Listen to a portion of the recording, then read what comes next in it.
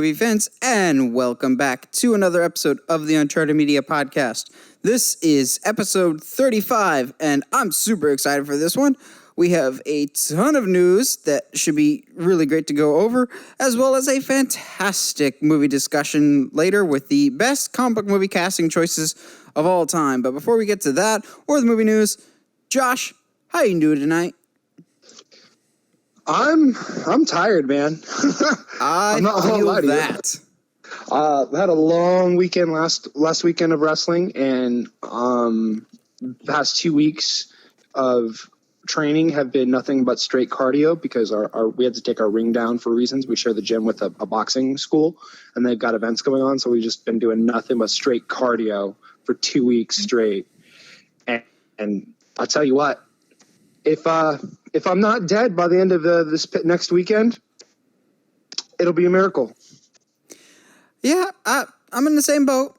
I already know that this weekend is going to be a long weekend because my weekend job has already told me, hey, we're probably going to run long both days with baseball on Saturday and NASCAR on Sunday. I'm just like, whatever, I'm paid hourly, but let's do this. So we've got a ton of great movie news to discuss, any which could have been our movie discussion for today, but we already determined what we're going to go with. First of all, we had something that broke, I think it was either midday or late Thursday, so we kind of just missed it in last week's episode. Now, keep in mind, a lot of places are reporting this as 100%, and I even think I posted on the Uncharted Media Facebook page that this was officially happening, but it's not official yet. Yeah. And that is that Robert Pattinson is our new Batman in the Matt Reeves Batman movie. It's not official yet, but it more or less seems like they're just kind of waiting to sign on the dotted line and work out all the technical details. It's either Robert Pattinson or Nicholas Hoult, but it more or less seems to be that our new Batman is Robert Pattinson, which has garnered, of course, a mixed reaction from the internet community, as almost everything nowadays garners a mixed reaction from the internet. Off the bat, Josh, what do you think of this casting? I don't think you and I were quiet about how actually pretty okay we were with this. The big thing is, I think a lot of people only know Pattinson from Twilight, first of all. And it's been interesting too to see some of the positive reactions in that to this, in that some people were like, everybody was like, oh my goodness, Twilight guy, why? But it's been 13 years since Twilight, give or take.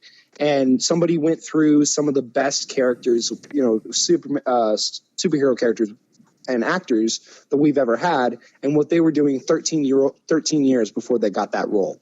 I think I saw something like Michael Keaton was doing little bit jokes on some small TV show 13 years before he got Batman. I've had to shoot down so many arguments with people that more or less, without outright stating it, they more or less were hating on Robert Pattinson being the new Batman, more or less because he was in Twilight, he was in teen movies that were made for girls and teen soapy stuff. It's oh, I'm sorry, Christian Bale did Newsies, a musical. And Michael Keaton was another point I saw. And Michael Keaton did Mr. Mom. Well, he's too young. Robert Pattinson is 33. You want to know how old Christian Bale was when he was cast as Batman? 31. Yeah.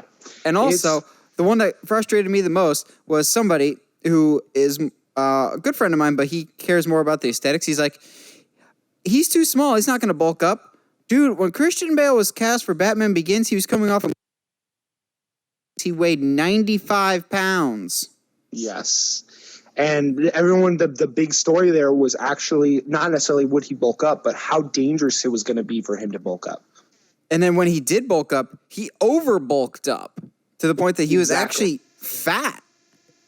Yes.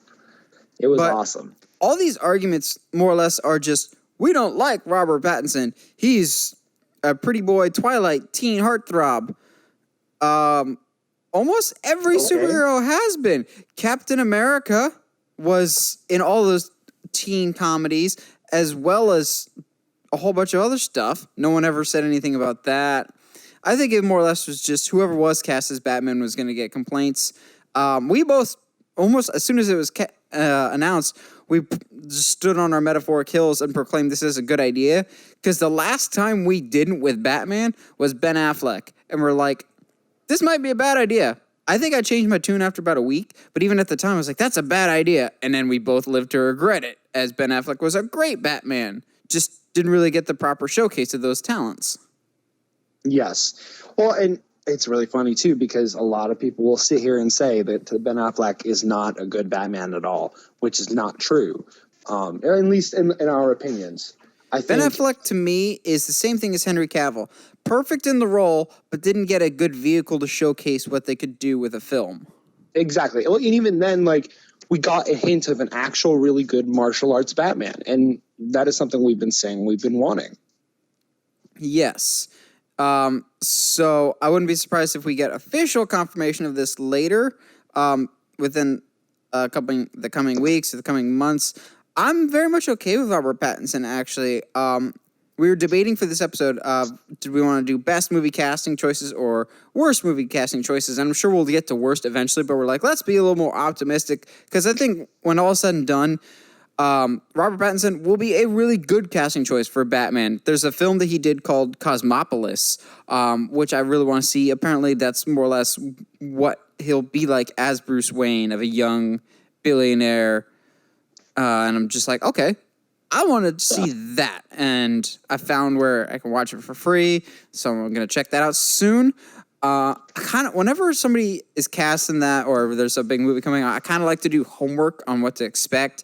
So Robert Pattinson, honestly, I don't know that much of his indie filmography, so I kind of want to go back and see what I can kind of expect from his acting approach, as well as what Matt Reeves may bring to the table. Speaking of which, the other rumor is, this one is a little more rumorish, and as opposed to more concrete with the Robert Pattinson casting. The rumored villains right now give me the biggest eye rolls in the world. Of the rumored villains right now are Penguin and Catwoman. Which is pretty straightforward. I'm not okay with this. I think it depends on the direction they take the Batman. I agree. It just feels like Batman Returns right off the bat. I'm fine with Penguin being in a movie. I'm fine with Catwoman being in a movie. I have a problem with them being in the same movie. Fair enough. Like, Granted, you could have Catwoman and Two-Face and Riddler and Penguin. Like, divvy it up that way. But the fact that they're going with Penguin and Catwoman again in the same movie, I'm like, oh, come on. Batman is like Spider-Man and has one of the best rogues gallery out there. Give some new people a chance. Clayface, Hush, Calendar Man. Yeah, I think actual Ra's al Ghul. Yes, I'm gonna wait until I give an opinion on that. Only because I agree that it comes off as Batman Returns, like right off the bat. But I also consider what Gotham has done with Batman and Catwoman, and I consider what Batman Returns looked like with Catwoman. Jesus, I cannot talk today. With Catwoman and Penguin, and what that could look like now. So you know what, I'd be okay with that for right now. And it also should be noted that this is just a rumor for now, with Josh Gad rumored to be attached to Penguin for what feels like years.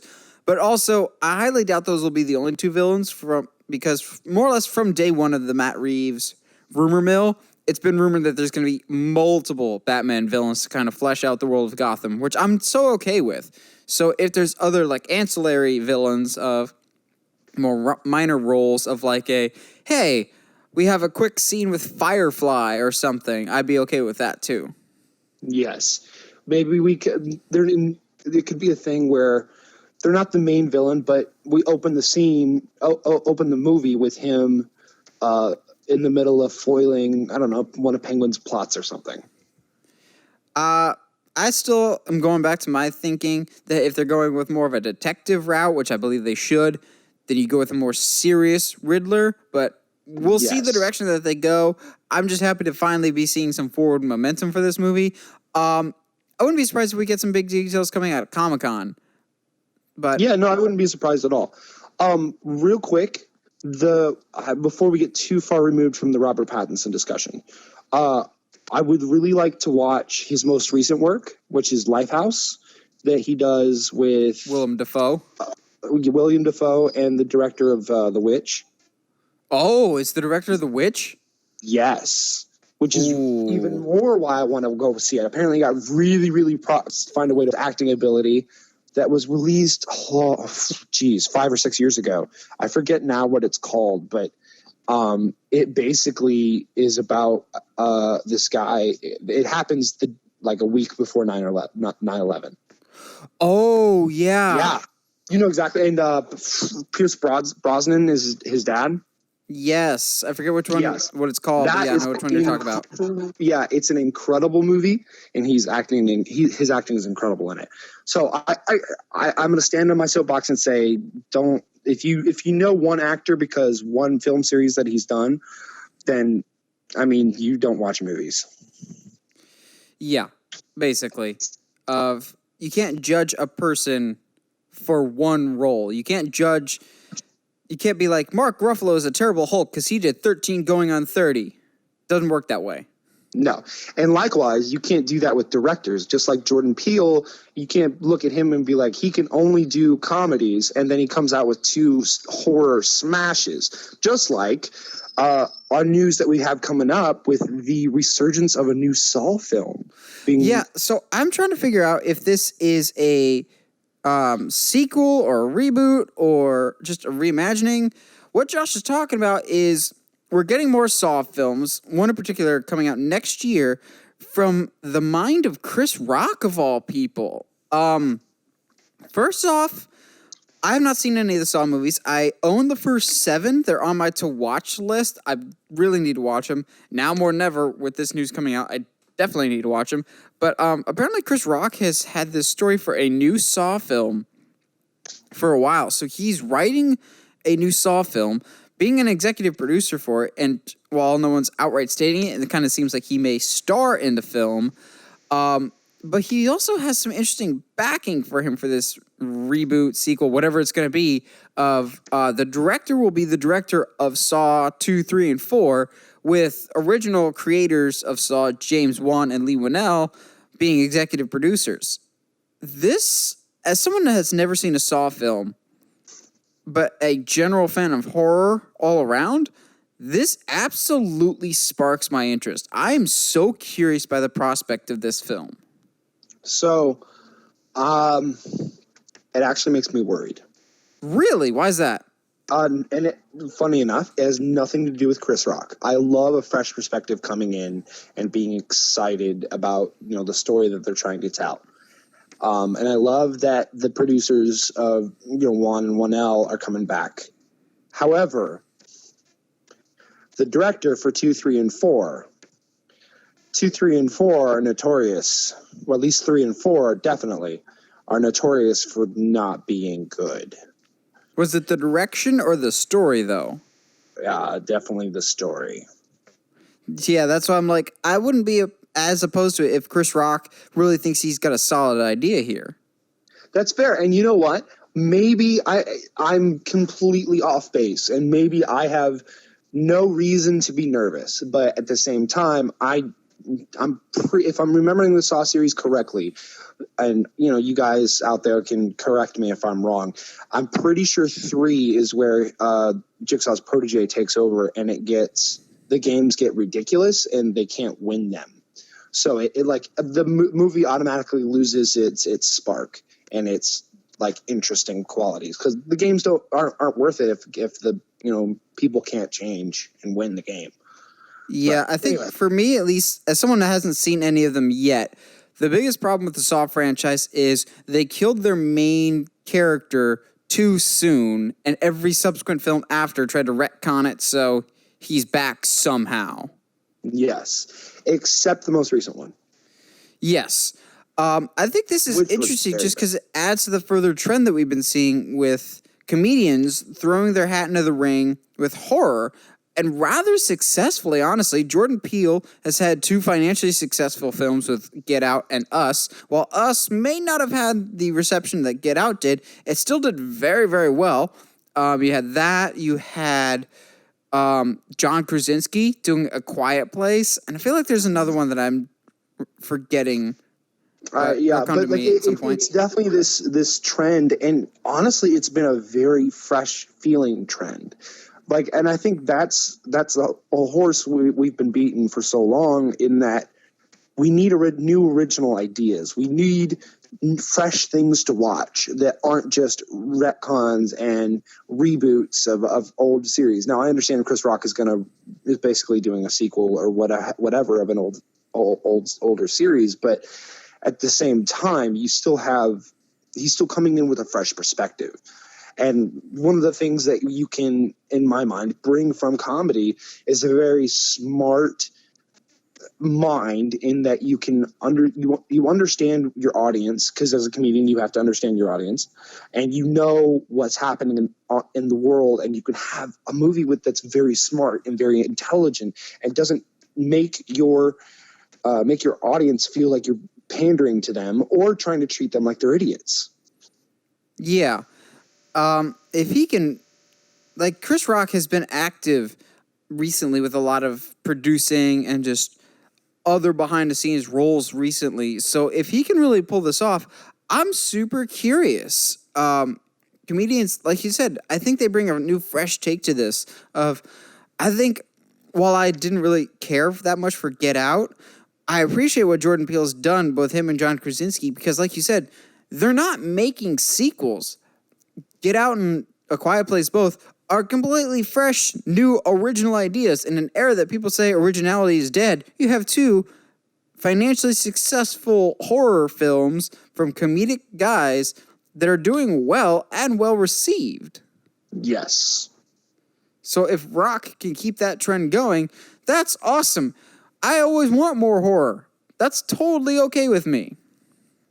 Well, and I'm always down with a fresh perspective. And I think, and DC, I think, is learning that right now, in that, okay, maybe we shouldn't put all our chips in one basket in one director. Maybe have a overseeing, director of the directors, but you can't have just one mind only in guiding everything. I mean, if you look at the history of horror, I mean, for a while there was horror all looked the same and was all the same thing.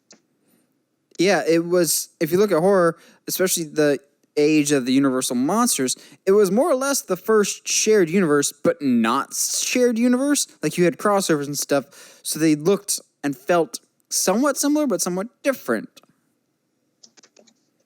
Exactly. And which, we're always down for original ideas. So when Sony Interactive Entertainment announces a launch of PlayStation Productions, I'm always down with a, fresh perspective like that. I don't know how that's a original perspective, but yeah, that does segue us into PlayStation Productions, which honestly, I was really, really tempted to almost put this as our main discussion, but we're staying true to the course of best comic book movie casting choices. But essentially what this news came out is, and not nearly enough people are talking about this, because I think this is huge for the industry, is Sony Interactive Entertainment has come out and said that they're no longer licensing out the properties for like a Last of Us or an Uncharted or God of War, Spyro, anything that Sony has made for PlayStation or whatever else, like an exclusive. They're no longer licensing out those titles. What they are instead doing is making their own production company, and that production company will be responsible for making that content for both TV and movies. So what does that mean? Uncharted movie! Well, I mean, yes, Arkanly. But I mean, I'm gonna stick by my segue. Games are some of the most original content out there right now, and they're also the most undertapped and underwhelming films out there right now.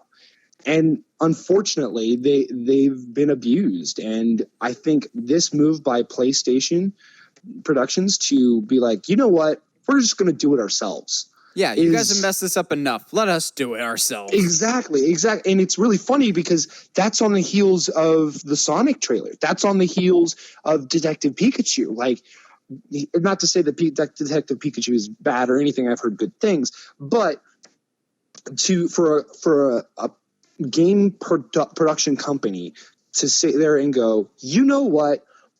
We feel like you guys aren't treating our content with respect, and so we want to take care of it. Then, Yeah, that's unprecedented, man. It's really exciting because, like the games you just mentioned, between God of War, between Uncharted, Crash Bandicoot. If you want to reach it, all the way back there, there's I told so Heather, much. imagine a Spyro or Crash Bandicoot movie, but animated by Illumination, the people that did Despicable Me. There's so much content and so many good stories you can tell. And that's the thing is the thing that gaming movies have done up to now is they try to be like the game. And they try to basically like, all right, so we're just going to we got to set up the world, and then we got to do all this other stuff. Well, everybody's who's going to go see this movie, these game movies, already knows about the game. They've played the game. They understand what's going on. I mean, if the Warcraft movie did anything, it tried too hard to explain the world instead of what the game does, which is basically go, okay, these are your choices of the world. This is how the world is. Just deal with it. Yeah. Doesn't try to explain anything. And looking at PlayStation's library, they're very cinematic already. God of War nowadays is a fantastic told story, whether it's a movie or a game. You know my feelings on Uncharted. I've wanted that as a movie for years because it's one of the most cinematic gaming franchises ever. Now, I've wanted an Uncharted movie forever. However, I had an idea pitched to me by Heather, and I was like, yeah, I want that instead of an Uncharted TV show of Absolutely. Each season is a different treasure that they have to hunt down. Exactly. And I like that better. And I like the idea that they're saying TV shows and movies. Because yes, it's not just one thing. Exactly. Because I do think that some games deserve, the story is just too complex to pack into a movie. I think Warcraft would work perfect if it was a TV show. Whereas you have things like God of War, which would work really well as a movie, or you have Horizon Zero Dawn, which would work really well as a movie, especially that kind of large landscape. That's the kind of thing you want to see on a theater screen. Or, I know its popularity has more or less taken a nosedive in recent years, but think back to when The Walking Dead first came out, when it was really, really big at the time. Yes. Now, it could have a very good competition if they did a TV show version of The Last of Us. Oh, I agree. Or even Left 4 Dead. Yes. Now, before I leave my Last of Us tangent, I recently rewatched Prisoners, and if you can get that Hugh Jackman to be Joel. Oh, yes. Absolutely. Oh, dude, like I said, and I think that's why this is such a big concept that I agree. It's alarming that nobody's talking about this. That the video game curse may finally be broken. Exactly. And the original content that gaming has had for years might finally be tapped in a beneficial, well-told story kind of way.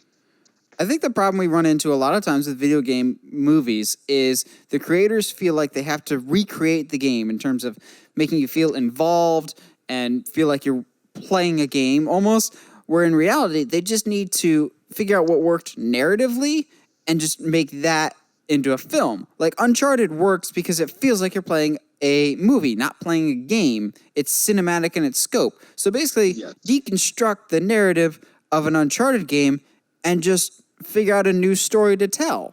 It's not that hard. No, exactly. And it's you're obviously you're going to have trouble with an Uncharted because you're going to get all those comparisons to Indiana Jones. So you just got to figure out, okay, how do you make that different? How do you make it bigger? How do you make it different from Tomb Raider? There's always going to be treasure hunting stuff, like the librarian. I've always, when people ask me what Uncharted is like, I say it's like National Treasure meets the librarian. Yeah, exactly. Well, just the scope of God of War, and especially the new one, you play the game like it's a movie. You find out more information as you go along. It's not like, oh, well, got to explain everything through subtext, before the movie. No, like let us as the audience figure things out as we go. Now, I feel like we've kind of gone off on a tangent. So, but let's Well, maybe, 2 things before we move on to our next one. Yeah. I want an Until Dawn movie. Yes. And maybe an unconventional pick, but I know who I want to be my Nathan Drake, and it may not be who you're thinking. I mean, I know I don't want Chris Pratt. That's not who I'm thinking. Good. Oscar Isaac. Yes, absolutely. After seeing the new trailer for Rise of Skywalker and just seeing how Poe interacted with people, especially in Force Awakens, that is so Nathan Drake to me. At the beginning of Force Awakens when he's being interrogated by Kylo Ren, so do I talk first? Do you talk first? That's a Nathan Drake response right there. Exactly. There's a lot of opportunity. Honestly, his look in Rise of Skywalker is totally Nathan Drake, right down to the Henley, the scarf, and the khakis. Yes, absolutely. I'm like, I never knew I wanted this until now. Now I want nothing else. Mm-hmm. Except John Wick 4, which is coming in 2021 now. Which is really funny because I need everybody out there to write this in the history books. I know. I've seen a new movie before Nathan. I'm seeing it tomorrow. I was going to see it Friday, but the person I was going to see it with bailed. I feel you, dude.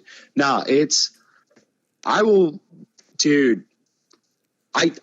say I don't think it's as good as the first 2, but it's still up there.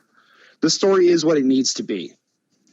I flip-flop between if I like the first or the second one better. I think I lean a little bit more towards the second one just for the world building, so I'm super excited to see what they do with the third one. That being said, and I feel like this isn't a spoiler, I get the feeling John Wick doesn't die in this one, in the third one, if they're announcing a John Wick 4. Which, whatever. If we get more like high-quality films as they've been consistently delivering, there's absolutely nothing wrong with that. John Wick is showing more than anything, if you keep making quality content, people will eventually come. The first one made $17 million opening weekend. The second one, I think, made double that, of like $35 million. And then this most recent one, opening weekend, knocked off Avengers Endgame, which it was expected to do, but it did it with $57 million, the biggest opening for any John Wick film so far. So naturally, they want to make more. But the audience wasn't initially there for a John Wick 1 it got word of mouth, but they keep making good movies. And if you keep making good movies, people will eventually find it. Ain't that right, DC? So if they keep making quality movies like this, why shouldn't they make more? And if they keep making it to this standard, the box office is only going to go up too. Maybe now they can have a budget of $10 million. Yep. The clue I'll give to you is the name actually means more than I think we all gave it credit for. The name of the movie. Okay, I was about to say, is he actually secretly a candle? No. Like the name. Parabellum. Parabellum means a lot more than I think you're. Oh man. The second one wasn't named anything, was it? No. It was just John Wick 2. Exactly. So it should perk some eyebrows if they all of a sudden started naming them. Okay. I like that hint. Yes. So we also had some trailers drop. Some of them I'm okay with. Others I'm going to know next to nothing about, but they're still newsworthy. So we have our quote-unquote final trailer for Toy Story 4. I say quote-unquote final because there's always going to end up being like those TV spots that come out right beforehand. I don't mind this trailer. It doesn't get me super excited. It feels very Woody heavy, which continually furthers my theory that he's going to say goodbye to the rest of the gang in this film. Yeah. They don't need to sell me anymore. They've already got my butt in the seat. Like, chill, guys. It's okay. I do like how more Laura Croft Bo Peep gets the more we see of her. But yeah, it's a thing, man. I don't know. To me, it I feels more saw- like those Toy Story animated shorts that they have instead of an actual Toy Story movie. Yeah, there's that feel. I did hear somebody like, and this is somebody that I have no respect for, movie opinion wise, drop something that like I put in the back of my brain, and I think I don't think they're going to do it, but there's the potential for it to be interesting. So I don't know what adventure they're going on. Really, I mean, it's to get It's a Toy Story movie. They have to go get a lost toy. It's the plot of every movie. Exactly. So I think that'll all happen, right? And the person that had the theory is like, yeah, they're going to go on all this adventure and whatnot, but they're going to somehow end up in another house for reasons. I don't know what reason you could have, but fill in the blank. And it turns out to be Andy's kids. And Andy's kids find like Woody and Buzz, and they start a new life with Andy's kids, and they just show up out of nowhere. No, and so there's a I'm part of me that that down really doesn't immediately. like it. And you want to know why? Because you already had a fresh beginning in 3. Huh? Well, because the toys already got a fresh beginning in 3. Well, also that, and if you watch when Andy hands the toys off to Bonnie, hands them all off, Bonnie's the exact same age, more or less, that she is now. Yes. And Andy's going off to college. So I highly doubt you're right, Andy's going to have kids within the span of maybe a year. No. You're right.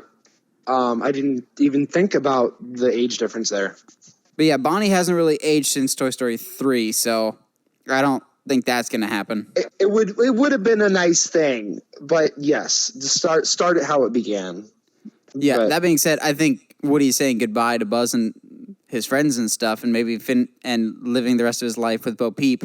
There's a line in the trailer, though, that I think we're overlooking that's going to play into the story big, and that's when Forky says, I've known him my whole life, all 2 days.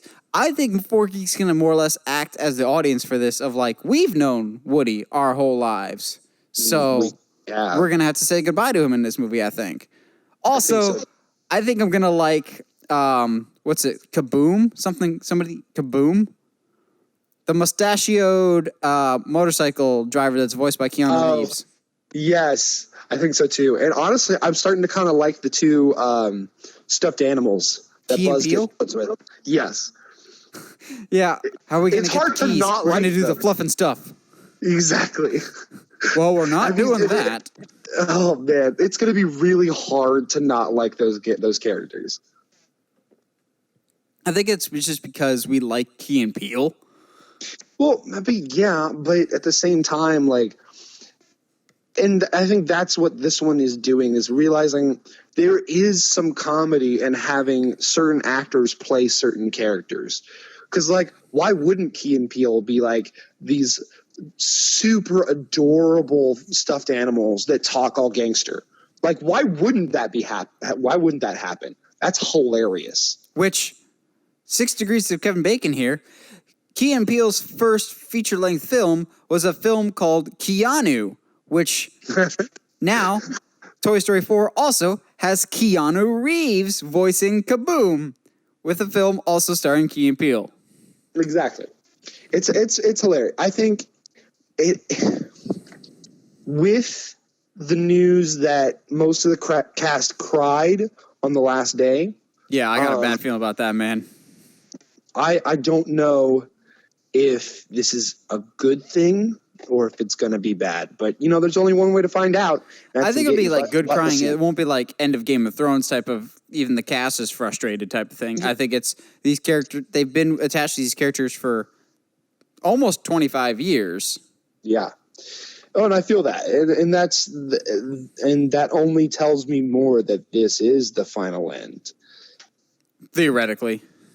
I mean, theoretically, obviously, because we felt like it was the end in 3, but I could see get- it being like Avengers Endgame, as weird as that of an analogy it is. This is the final story for Buzz, Woody, and everybody else. But it's the first movie for the new guys, for Yeah.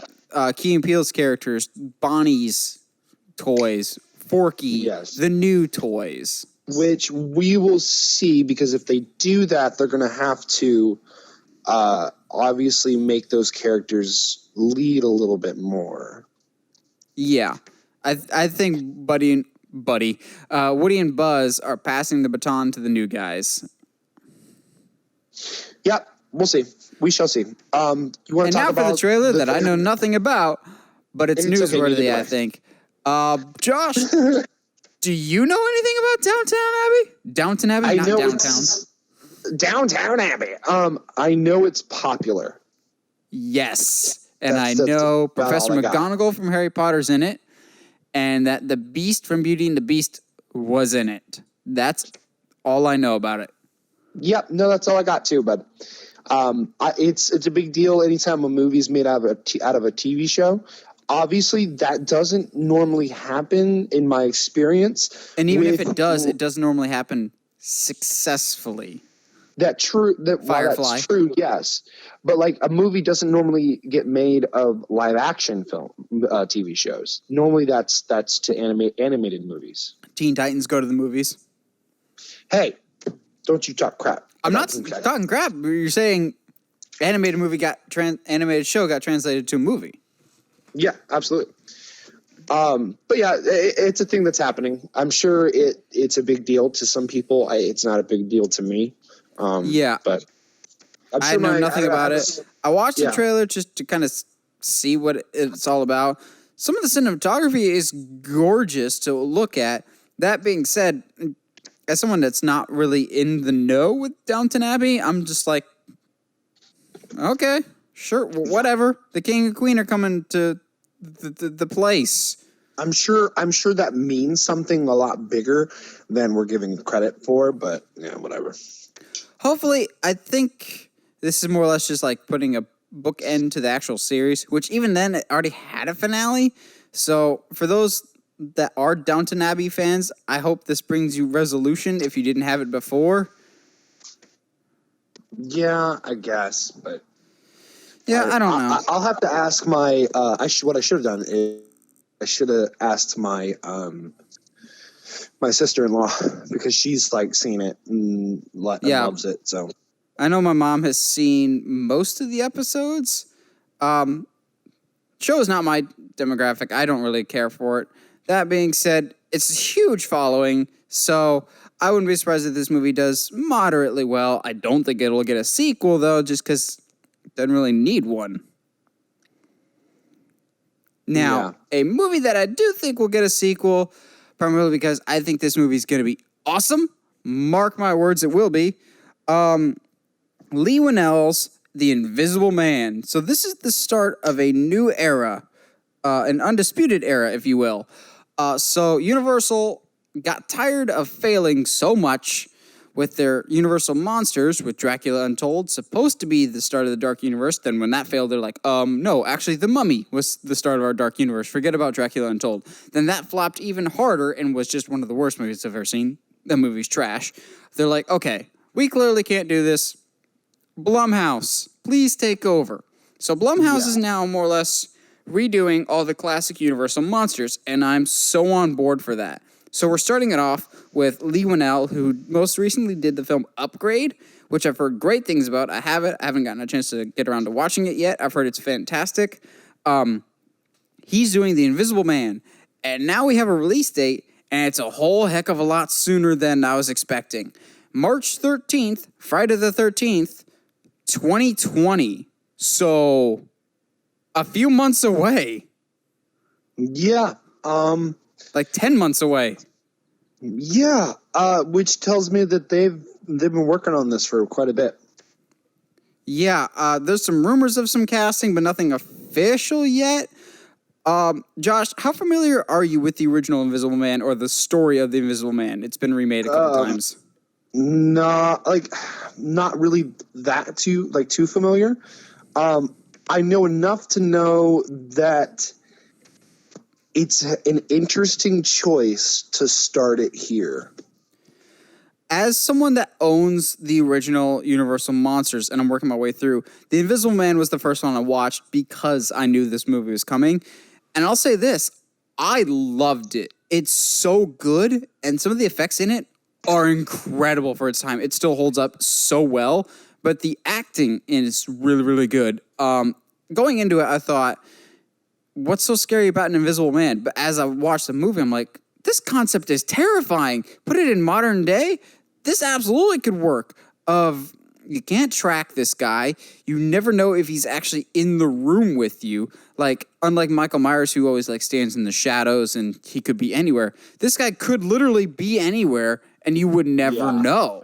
And that's terrifying and it's wonderful. The original Invisible Man is a great film, and I can completely understand why there's this huge following. That being said, you're kind of right of why would you start with this one? Because in the great pantheon of the Universal Monsters, to me it goes Dracula, Frankenstein, Wolfman, Bride of Frankenstein, Creature from the Black Lagoon, The Mummy. Like, Invisible Man doesn't even register in the top 5 of like the most iconic ones. Heck, if you're not even that interested, you could probably get Mummy and Invisible Man mixed up as, oh yeah, the bandaged guy. But I really like Invisible Man. I've heard great things about Leigh Whannell as a director. This is one of the most anticipated movies of next year, if I'm being honest.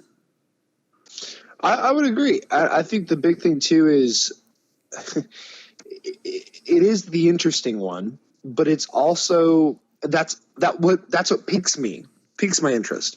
What have they got to lose, honestly? Exactly, at this point. And it's all the thought I've always had, because I don't know anything about the Invisible Man, is I don't know like his morality. You know what I mean? I don't know. It starts off as relatively innocent enough of a dude that is afraid that he's going to disappear into nothing if he doesn't find a cure, and then eventually he kind of gets driven to madness when people won't just leave him the F alone, and he starts going insane, and it's great. Exactly. So with that in mind, then, like, how long do you keep him innocent? How long do you know what I mean? It could be like, do you go full throttle and eventually turn him into a serial killer, or do you just keep him to where he's, I'm just kind of this guy who just wants to be left alone? Yeah. Either way, I'm super excited, and I hope that this does well. That way we could see future films. Like, I would love a good version of a Frankenstein or a good version of a modern Dracula. Make vampires scary again, please. I'm hoping. I still want the witch director to tackle Nosferatu. So, we're getting a Nosferatu. And it looks weird. No, if I remember correctly, it's a really famous, really good director. I forget who it is. I'll look it up sometime. Are you talking about the one with Zachary Quinton? I don't know who is rumored to be Nosferatu, but I've heard of a Nosferatu coming. The logo is a license plate. I have no idea. Okay, then I don't think we're talking about the same movie. Yeah, there is a Nosferatu coming, but I would like to see the classic Universal Monsters. I really enjoy them quite a bit, and I would like to see them take center stage again. A lot of people don't really go back to those anymore. They're like, oh, black and white, that's not scary. But without them, you wouldn't have your Conjurings, you wouldn't have your Insidious, you wouldn't have Halloween. Without the Universal Monsters, you wouldn't have Universal.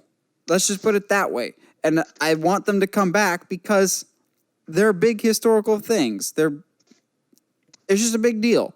So, Masters of Horror, I want them back in the forefront. And I think Invisible Man, absolutely, if they do it right, can be the beacon that more or less starts this whole new thing. Absolutely. Now, this one is another interesting news topic. So, Kevin Feige, I don't know what interview he must have been doing for this. Kevin Feige has come out and more or less addressed some backlash or something. The MCU more or less has done a lot of things right character-wise. However, they really dropped the ball with one character in particular, the Mandarin in Iron Man 3. I really liked Ben Kingsley's performance up until they revealed that he wasn't the actual Mandarin and he was just an actor named Trevor Slattery. That's the biggest slap in the face a movie has given me in the theater, and I'm still annoyed about to this day. However, Kevin Feige has come out and said, more or less retconning, I believe, come out and said that the real Mandarin and the real Ten Rings still exist in the MCU and that they will actually appear at some point. Whether this is just retcon or an apology for the events of Iron Man 3 or backtracking, that remains to be seen. That being said, thanks Kevin Feige for taking that on the chin and just going, all right, the real Mandarin is still out there. So, Josh, first of all, what do you make of that? And two, if the real Mandarin is out there, where do you think he can reappear? First of all, I don't like that Kevin Feige did this. Not because I like the Mandarin that they present, not because I for some reason thought that, that was the Mandarin or what have you, but I would have preferred to keep that a secret. I would have preferred them to just pull that out of their butt out of nowhere and all of us be like, oh, okay. All right, cool. You know what I mean? I would have preferred that kind of information stay hidden. And that's just, that would be me just wanting, because it was already theorized that was the case. Well, we already had that Marvel one-shot attached to, I think, either Thor the Dark World or something of All Hail the King, where Trevor Slattery's killed in prison. Yeah, exactly. And honestly, there's a part of it, too, that I wouldn't have mind if Trevor actually turned out to be the Mandarin, because I kind of enjoyed him as the Mandarin when he was, acting as the Mandarin.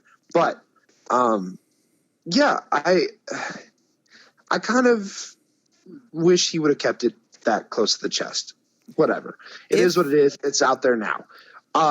If he does show up, where do you see him showing up in? Yeah, that's I was going to say that's where you bring in, I think her name is Madison, Tony's daughter.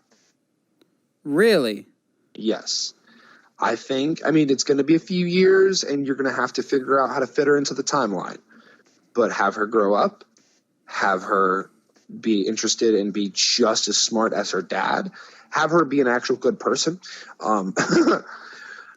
which she should, because her dad legitimately sacrificed himself for the good of the whole universe. But have Mandarin be her first villain, dude. That's her big baddie. I go a different route and a movie that is 100% confirmed and is happening and will happen a lot sooner than a Morgan movie. It has nothing to do with Iron Man, though. And may seem like an out of left field pick, primarily just because I don't know the character that well. Then again, I don't know the Mandarin that well. So I don't know if these characters have actually crossed paths, but I think it'd be a good combination. The Shang-Chi movie. Shang-Chi? So it's going to be the first Asian actor-led Marvel movie of basically he's the world's greatest martial artist. So Iron Fist. No, people will care about this guy. Oh, dang. Why you gotta be like that? And unlike Iron Fist, he doesn't have any mystic powers. He's just the Donnie Yen of the world. Fair enough. Okay. I guess. Sure. Why not? That makes sense. I guess. Whatever. Yeah, I'm more just frustrated with the whole Mandarin twist. I don't know where he fits in.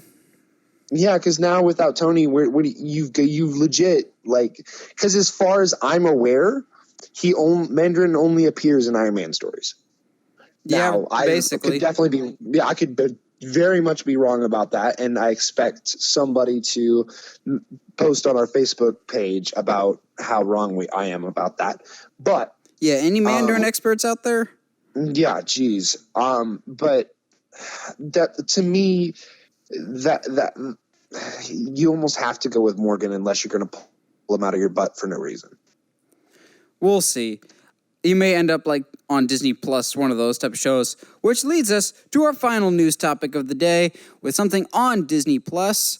The Winter Soldier and Falcon series, which I almost guarantee at some point will be renamed Captain America and the Winter Soldier, given the events of Avengers Endgame.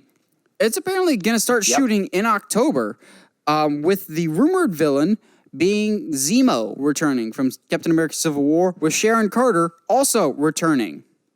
Boo. To which? To Zemo. Really?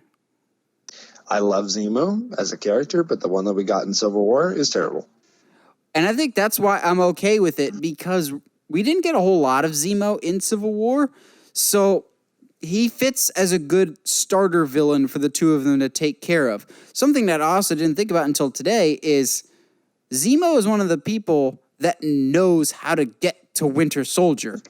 He had the book for a little bit there.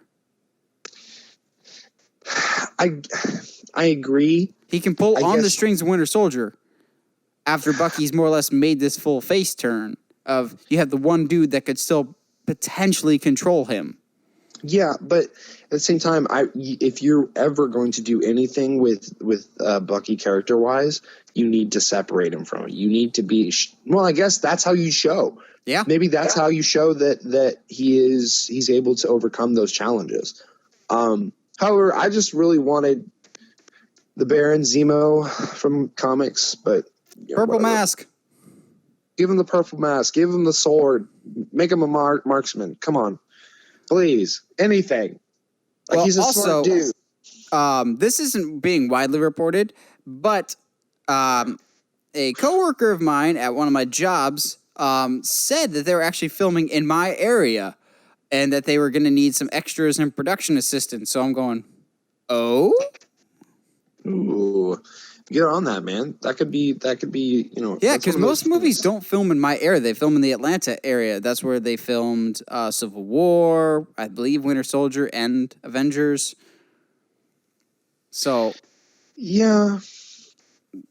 But if they do come in my area, I'm going to hop on that real quick. Well, you do that, man. You do that. I'm still super excited for this series. I think for now, it's going to be Falcon and Winter Soldier, and by the end of the season, Falcon's going to have his Captain America Falcon suit, the white suit and everything. Yeah, and I think, you know what? And that'll also complete Bucky's arc, too, of like full redemption by defeating the evil that used to control his mind. Yeah, I can see that. I can see them changing the name to Captain America and Bucky. Because Falcon, just because he has the shield, doesn't make him captain. And so it will be a journey for Falcon as well, of learning how to be this new character that he's not, that he wasn't before. And also coming to grips with, he's not going to be Steve Rogers' Captain America. He's going to be Falcon's Captain America. It's going to be something different for him and trying to fill the shoes, physically and metaphorically, left by Steve Rogers. Yeah. Plus, I just like Anthony Mackie as Falcon. More Falcon, please. Absolutely. So that'll about do it for news topics. Before we get into our main discussion, Josh, got any sponsors for this week? Today's sponsor is Icy Hot. When your bones don't work, let us ice and heat them up, and maybe they will eventually. So I had a thought at work earlier this week. Why don't they make Icy Hot clothing? Ask Xavier Woods. I don't know if you've heard his story. Xavier Woods, for those who don't know, is a professional wrestler. He wrestles in a team called the New Day. He tells a story on one of the, I believe it's a table for, no, it's on a ride along of the day. He was sore everywhere. So he covered his sheets in Icy Hot. And he woke up in the middle of the night and his tender areas, both front and back, were on fire. So I feel like the clothing would not be a good idea. I'll keep brainstorming that idea, and eventually it'll be a thing. Oh, absolutely. You know, eventually we're going to be millionaires because you made icy hot clothing. Yeah, we'll be millionaires just like Tony Stark, who may or may not be on my list for the best comic book movie casting choices of all time. Absolutely. I would totally get that. Which, hey, that happens to be our topic for tonight. Yeah, so I was thinking about it, and a lot of mine, like the big names, I started to like super nitpick after a while. Just like, yeah, but they were like really good in the role, but they weren't the comics that I know, or I haven't seen enough of them. Like I wanted to put Tom Holland's Spider-Man on this list, but I didn't because we haven't gotten enough of him yet. We've gotten one full movie and 3 partial movies. So after a couple more movies, then I feel confident about him. That being said, I do have some Spider-Man related characters on this list. But before I start getting into some of my picks, Josh, start us off. Who do you think are some of the most accurate and best comic book to movie adaptation character-wise? Doesn't have to necessarily be main characters or main heroes, just any adaptation from a comic book to a movie. So this might come out of left field, but this definitely comes out of my love of comic books, which again was definitely the point of this discussion, right? I'm going to go Aaron Taylor Johnson, but not as Quicksilver.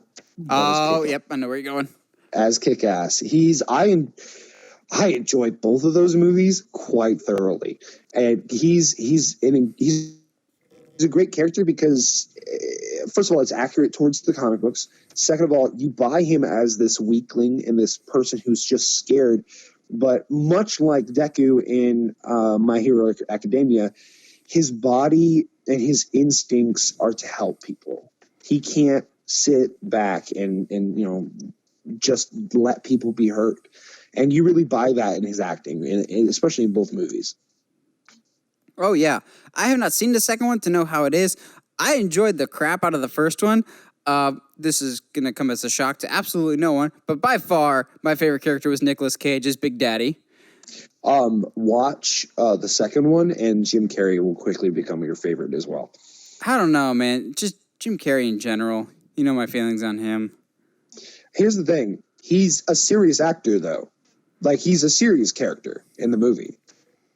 It's hilarious. I'm going to go on the complete flip side of you, from a comedic comic book character to, like, the most serious of serious comic book characters ever. But the one that more people needs to see this movie because it's fantastic and it's one of the best comic to big screen adaptations ever, Carl Urban as Dredd. Yes. I was going to save him for later, but yes. He is so spot on, and biggest and most importantly, never takes off the helmet. After seeing Dredd, I wanted Carl Urban as Batman so bad because of what he brought to the table. I think Carl Urban as an actor is just vastly underappreciated considering how many big franchises he's attached to. Lord of the Rings, Star Trek, now the MCU for a little bit there. But yeah. Dredd, I think Dredd is one of his best performances. He's so good, and the emotion he's able to convey, which is his body language and the lower half of his face, because he's covered up by a mask. He is so spot on to Dredd, and I love it. Oh, absolutely. So speaking of characters that you can't quite emote everything with, my second is Charlie Cox as Daredevil. Really? Yes. I greatly appreciate his Matt Murdock and his Daredevil in that show. Especially, I mean, obviously... Not Ben Affleck? No. And, okay, that movie is not Ben Affleck's fault, but still. Honorable mention, though, before we get sidetracked with the Ben Affleck thing, honorable mention to Michael Clark Duncan as the Kingpin. Oh, absolutely. Absolutely. I think his performance really gets overlooked because of how bad the movie is. He's a fantastic Kingpin. I mean, but, you know, in comparison to the Kingpin we got in the Netflix show, I mean, he's I don't know. It's two different universes, basically. But Charlie Cox, considering he has to not only act like a man who doesn't have senses, but technically has senses. So yes, he's blind, but he can kind of still see. So just the complexities of just visually making, acting as that character is incredibly difficult. And you buy it. You buy Charlie as Matt Murdock, and he's very charming. It's very comic book accurate in that way until you get to his suit, but that's not really the character. So Yeah, I've never liked the Daredevil suit. no, I genuinely actually I really was down for his black, like, Devil of Hell. Oh yeah, his black is so much better than the actual Daredevil suit. I Well, don't know which you suit I hate buy more, the that. Daredevil suit, like his final form Daredevil suit, or Ezra Miller's in The Flash. I'm gonna go Daredevil, because at least the Flash is like, he's really fast. He needs a specific kind of like armor or whatever. But Yeah, if we're going just off aesthetics in terms of ripping it from the comics, Daredevil's a long way off. it is Still I better than agree. Iron Fist, though. I agree, but Charlie Cox is very good.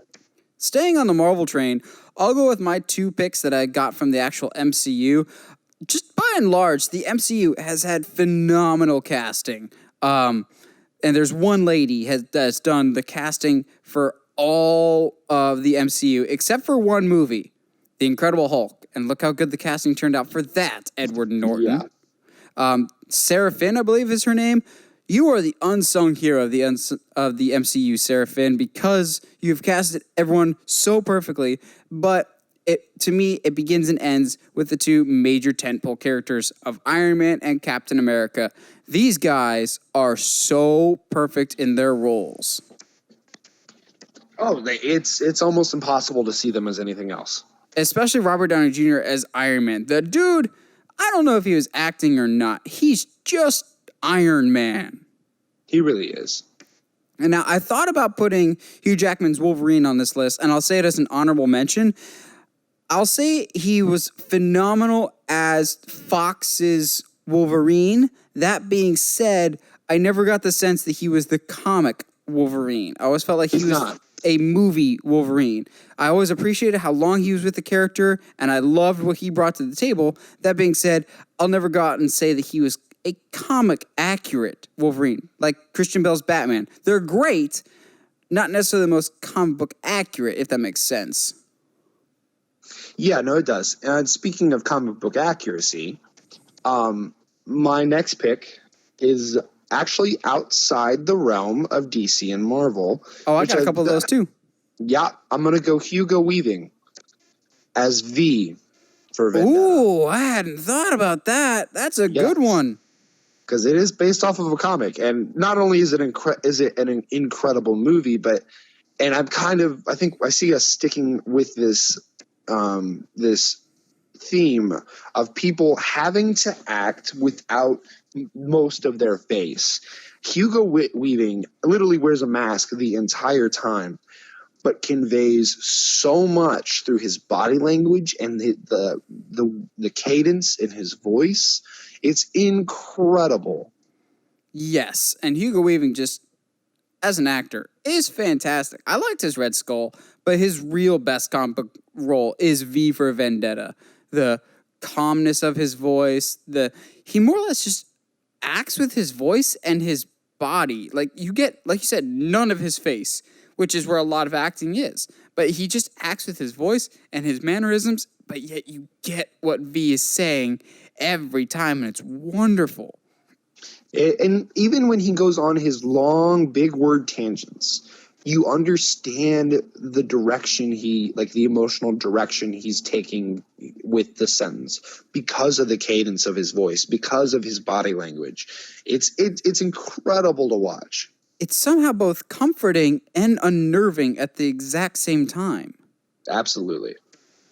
Now, I know you'll appreciate this. My next 2 are somewhat obscure characters, and they belong to neither Marvel or DC, and they're more or less the definition of cult superheroes.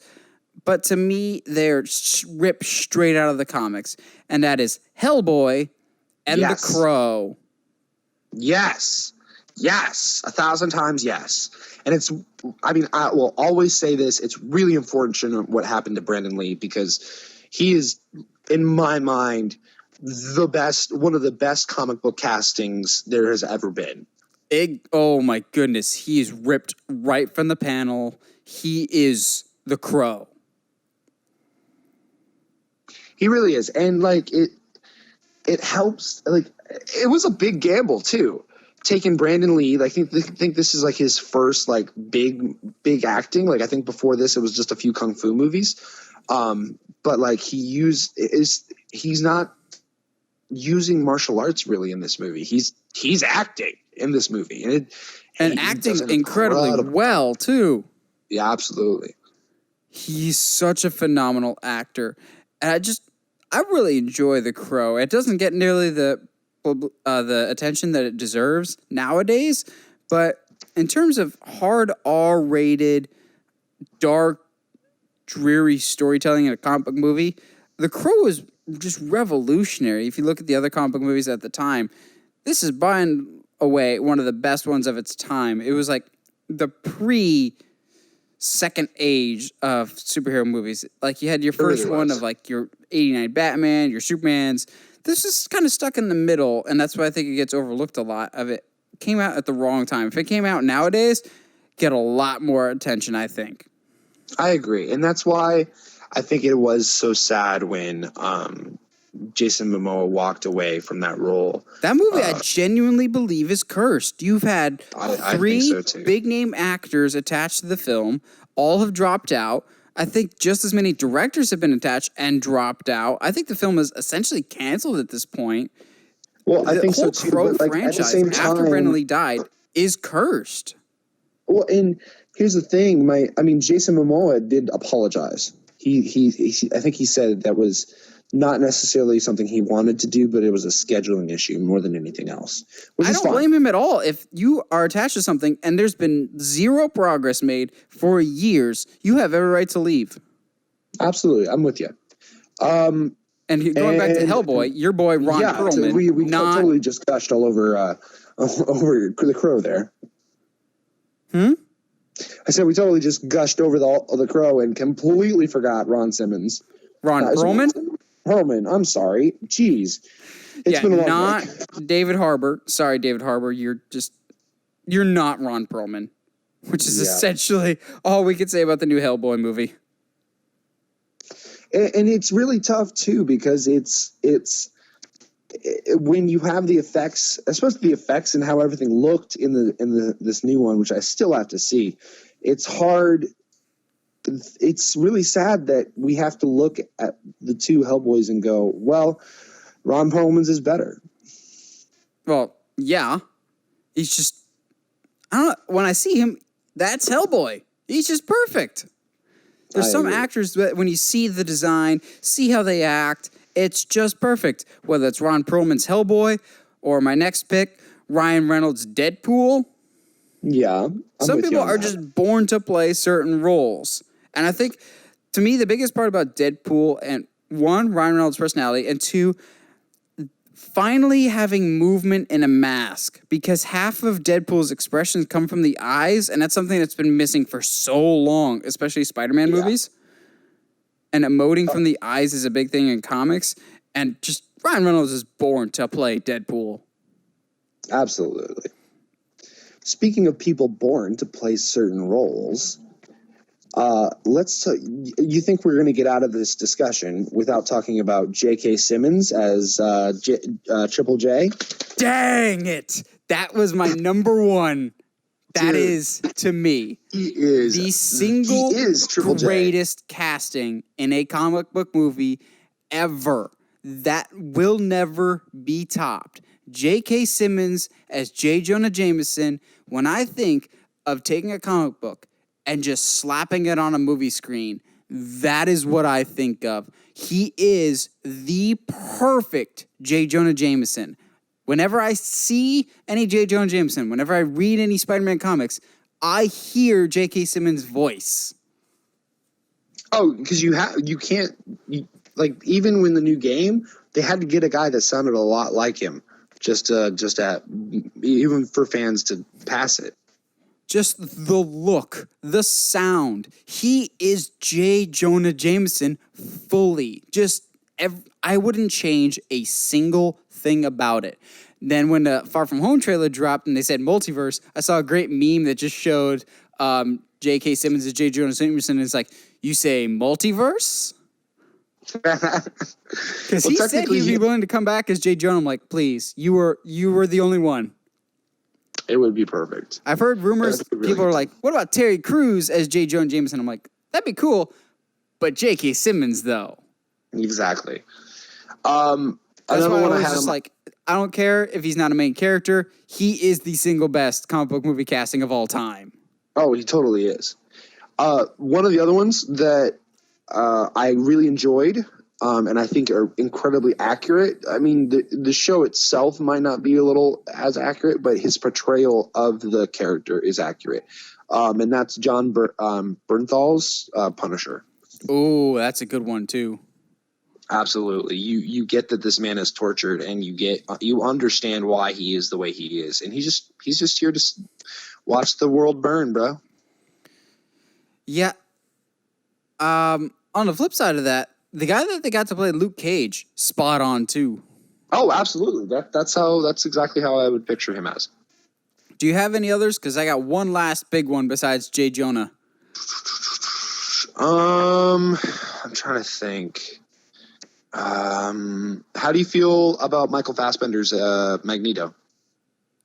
I feel about him as I do about Wolverine. He's a fantastic movie Magneto, but not comic accurate. Yeah, no, fair enough. I'm with you on that. Just like James, like a lot of the X-Men characters. They're great, but not what I think the MCU will use them for, essentially. Yeah, that's fair enough. I guess then Michael Keaton's Vulture would fall into that category as well. Yeah, Michael Keaton is a great Vulture, not comic accurate. That being said, you're going to be hard-pressed to have a comic accurate Vulture be believable in 2019. And that's, I think, but somehow, they're making Mysterio comic accurate. Yeah, which is crazy. But then again, he doesn't have like a flying like vulture suit that you got to figure out. He has a fishbowl head.